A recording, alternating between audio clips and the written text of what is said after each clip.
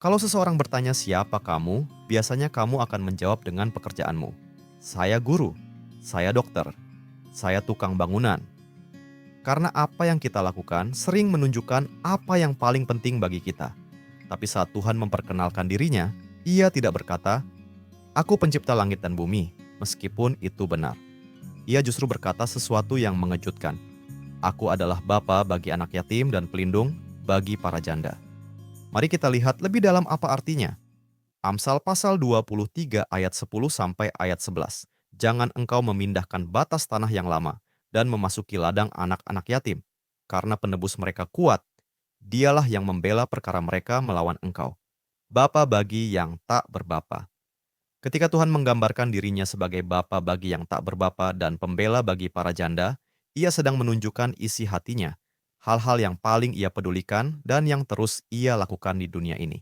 Pada zaman kuno, hal ini benar-benar luar biasa. Waktu itu, orang percaya bahwa para dewa berpihak pada orang kaya dan berkuasa. Mereka pikir kekayaan dan jabatan adalah tanda berkat ilahi. Bahkan teman-teman Ayub pun percaya bahwa orang makmur pasti disukai Tuhan. Namun Tuhan dalam Alkitab membalikkan cara pikir itu sepenuhnya. Ia justru berpihak kepada mereka yang tak berdaya, kepada orang miskin, janda, dan anak yatim.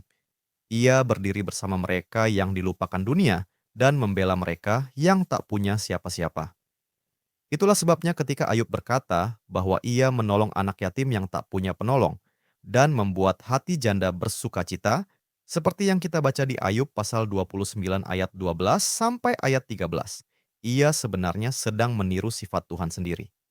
Ayub tidak sedang menyombongkan diri, tetapi hidup meneladani karakter Allah yang ia sembah. Dan itu juga panggilan kita.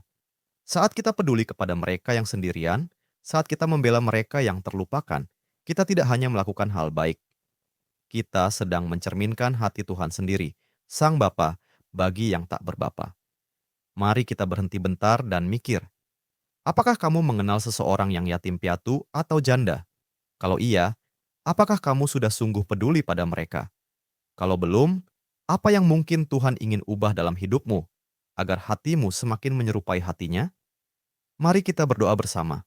Bapa, semakin kami membaca firman-Mu, semakin kami melihat betapa besar kasih-Mu bagi orang miskin, janda, dan anak yatim.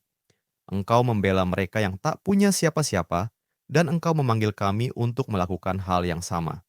Tolong kami untuk mencintai apa yang Engkau cintai, dan bertindak dengan belas kasih-Mu. Tunjukkan kepada kami bagaimana menjadi pembela sejati yang membawa hati-Mu ke dunia yang sangat membutuhkannya. Amin. Terima kasih telah bergabung dalam pembelajaran Alkitab hari ini. Jika Anda merasa diberkati melalui firman ini, bagikan kepada keluarga dan teman-teman Anda.